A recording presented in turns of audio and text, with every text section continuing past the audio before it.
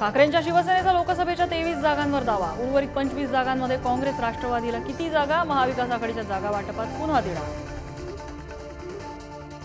मनोज जरांगेंचं पुन्हा तीव्र आमरण उपोषण। शंकांचं निरसन होत नाही तोवर फेटा न घालण्याचा पंकजा मुंडेंचा निर्धार।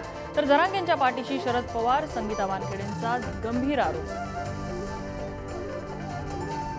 धारावीत अनधिकृत मदरसा उभारणीचा जाब विचारल्यामुळे तरुण आणि महिलांना मारहाण। नितेश राणे पीडित कुटुंबियांच्या भेटीला। जिहादी लोकांनी हिंदूंना घरात घुसून मारहाण केल्याचा राणेंचा आरोप। उन्हाळ्याच्या तोंडावर राज्यातली 15 मोठी धरणं कोरडी ठाक। 80 धरणांमध्ये 50% कमी पाणीसाठा। राज्यावर पाणीबाणी।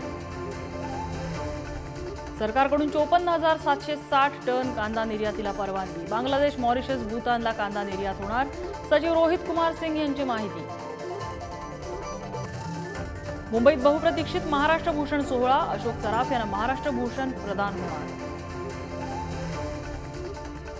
नवी मुंबईत हिरानंदानी कार्यालयावर ईडीचे छापे। हिरानंदानी सिटीमधील सेल्स कार्यालयात अधिकाऱ्यांचा तळ। पेमा कायद्याचं उल्लंघन केल्याचा आरोप। काश्मीरच्या गुलमर्गमध्ये हिमस्खलन। बर्फाळ भागातून पर्यटकांची सुटका तर 2 पर्यटक अद्यापही बेपत्ता।